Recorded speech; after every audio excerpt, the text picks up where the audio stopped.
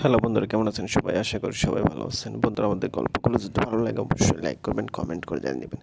আজকের গল্প আমার একটাই যে তুই, সিজন 2, লেখিকা সুরায়া সাত্তার, উর্মি, পর্ব 8। সেদিনের ঘটনার পর কুহু অনেক ভেঙে পড়ে।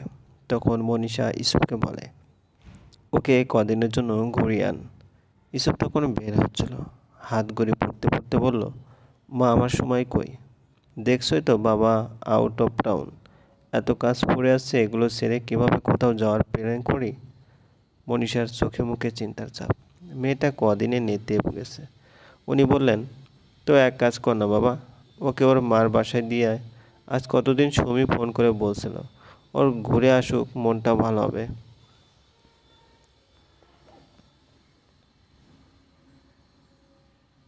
এসব সঙ্গে সঙ্গে না করে দিল, বলল, অসম্ভব মা, ওকে আমি আর এক মুহূর্ত চোখে আড়াল করতে চাই না। সেদিন যেভাবে ওরা হামলা করেছে, সুযোগ পেলে আবার করবে। তারা বুঝে গেছে আমার দুর্বলতা।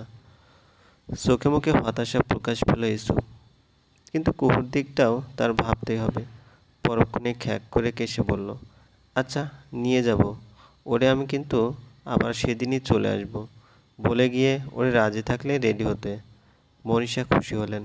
তিনি দ্রুত চলে গেলেন কুহুকে বলতে, বাইরে ঝিরিঝিরি বৃষ্টি হচ্ছে। গাড়ির অর্ধেক জানালা খুলে বাইরের দিকে তাকিয়ে আছে কুহু। বৃষ্টির ছাট এসে পড়েছে কুহুর নাকে মুখে। কুহুর সেদিকে খেয়াল নেই কুহু। ইসুপ ড্রাইভিং করছে, আর চোখে বারবার সেই দৃশ্য দেখে যাচ্ছে। কতটা অমায়িক লাগছে কুহুকে। বৃষ্টির ফোঁটাগুলো বিচরণ করছে কুহুর মুখখানায়। ইসুপের খুব ইচ্ছে হলো কুহুকে একটু ছুঁয়ে দেখতে, আদর করতে, গাল হাত দিয়ে চোখে চোখ রেখে বলতে, ভালোবাসি তোরে বাবুই পাখি। এ মনের মণি কোঠায়, আমার একটাই যে তুই, তুই ছাড়া কেউ নেই। হয়ে জানা এ মনের রানী, এ দিলের রানী, এ রাজ্যের একমাত্র রানী। কিন্তু হায়, সে পারছে না তা বলতে, না পারছে সে তার অধিকার দেখাতে। ইসুপ দীর্ঘশ্বাস ছাড়ল। কুহুর উদ্দেশ্যে বলল, গ্লাসটা লাগিয়ে দে, ঠান্ডা লেগে যাবে। কুহু নির্বিকার, যেন কানে পৌঁছেনি কথা। ইসুপ ভালো করে তাকালো। তার বাবুই পাখিটা ঘুমিয়ে গেছে। ইসুপ হাসলো। ছোট পাখিটা তার সেখানে যেখানে ঘুমিয়ে যায়। ইসুপ তার বাম হাত কুহুর মাথাটার দিকে কাঁধে হেলে দিল। জানালা বন্ধ করে দিয়ে বাম হাতে আঁকড়ে ধরে রাখলো, আর ডান হাতে গাড়ি চালাতে লাগলো। কুহুর তখন বিড়াল ছানার মতো ইসুপের বুকের সাথে লেগে গেল। ইসুপের ঠোঁট বাঁকা হাসি। কুহু চুলের মাঝে চুমু দিয়ে গাড়ি চালাতে মন দিল। বাসার কাছে আসতে কুহুর ঘুম ছুটে গেল। রাস্তা ভাঙ্গা হওয়া, গাড়ির ঝাঁকুনি সেই তো না পেরে চোখে মেলে তাকালো। নিজেকে কারো বুকের মাঝে দেখে চট জলদি সরে গেল। ইসুপ তখন হেসে বলল, ঘুম ভেঙেছে তাহলে তোর? এতটা ঘুম কাতুর কেন তুই? তোকে ঘুমের মাঝে তুলে নিলেও টের পাবি না। খুব ভ্রু কুঁচকে ফেলল। বলল, শরীর ক্লান্ত বলে ঘুমিয়ে গেছিলাম, আমি মোটেও ঘুম কাতুর না। ইসুপ হাসলো। কুহুর গা জ্বলে গেল। আমি মোটেও মিথ্যা বলছি না। ইসুপ হাসতেই থাকলো।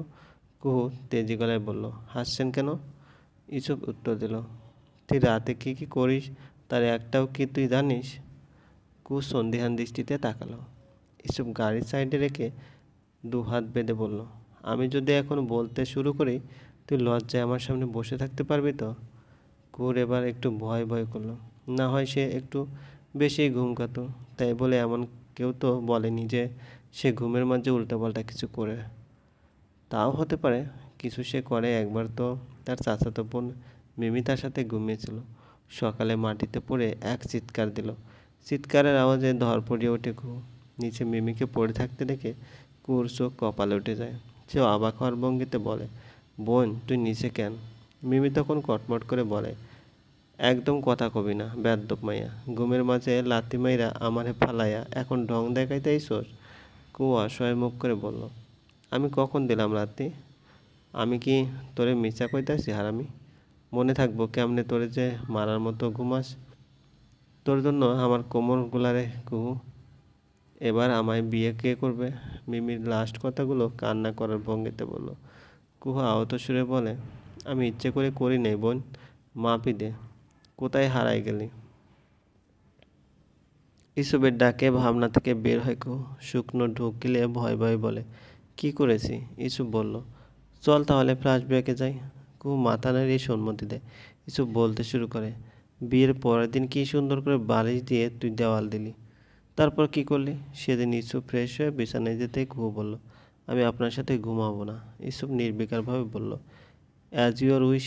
সোফাও আছে, ফ্লোর পরিষ্কার আছে, নয়তো বেলকনিতে মশার সাথেও ঘুমাতে পারিস। খুব হতাশ হলো। ভেবেছিল ইউসুফ সোফায় শুবে, কিন্তু এখানে তার উল্টো।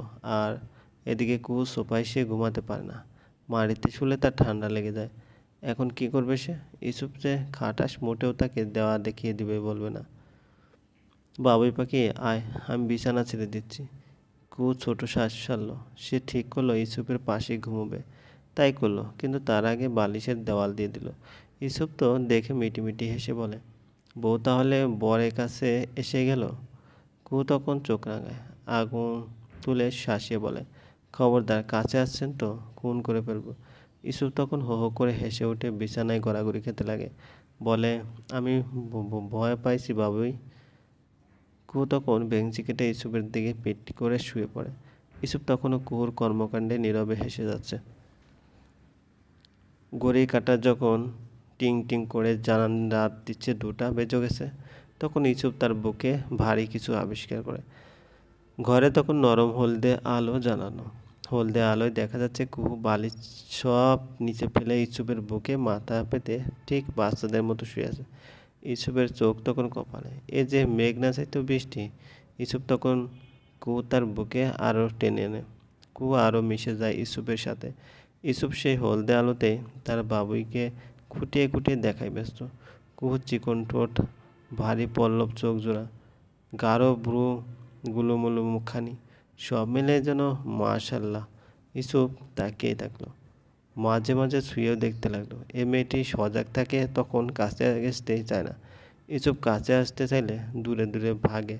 আর এখন কত কাছে। ইউসুফকে বুকের সাথে তার বুকে লেগে আছে, যেন ঢুকেই যাবে তার বুকের ভিতরটায়। ইউসুফ তাই যেন চাইছে। মন বলছে ঢুকে যাক বুকে। কেউ তাহলে ধরতে পারবে না, না কেউ খুঁতে পারবে তার বাবুই বউকে। শুধু সে ছুবে, আদর করবে, বকবে, সবটুকু অধিকার যেন ইউসুফেরই।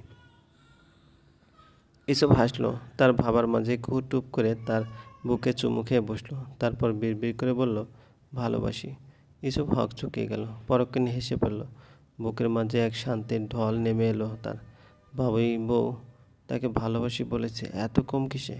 খুশিতে শক্ত করে জোরে ধরে শুয়ে থাকলো ইউসুফ। ইউসুফের কথা শেষ হতে কুহু নাক মুখ কুঁচকে বলল, উঠল, আমি আপনাকে চুমু খেয়েছি নো নেবার। আপনি বানিয়ে বানিয়ে গল্প বলছেন। ইউসুফ হেসে ফেলল কুহুর দিক তাকিয়ে। আমি জানতাম বিশ্বাস করবি না। অবিশ্বাসের মতো কথা বললে বিশ্বাস করব কিভাবে? আমি 100% শিওর আপনি মিথ্যা বলছেন। ইউসুফ মুহূর্তে গম্ভীর হয়ে গেল। কুহুর দিকে ঝুঁকে থমথমে মুখে বলে উঠল, আমি মিথ্যা বলি না। কুহু স্তম্ভিত হলো। সে ভুলে গেছিল ইউসুফ না মিথ্যা বলে, না পছন্দ করে। সে শুকনো ঢুক গেল। মনে মনে বলল, ছি কুহু, লাস্ট পর্যন্ত ঘুমের মাঝে কারো ওপর হামলা পড়লি? তুই যে বড্ড বেহায়া হয়ে গেলি রে। চলবে। গল্পটি ভালো লাগলে অবশ্যই লাইক করবেন আর কমেন্ট করে জানিয়ে দেবেন। আর এই চ্যানেলে যদি নতুন হয়ে থাকেন অবশ্যই সাবস্ক্রাইব করে পাশে থাকা বেল আইকনটি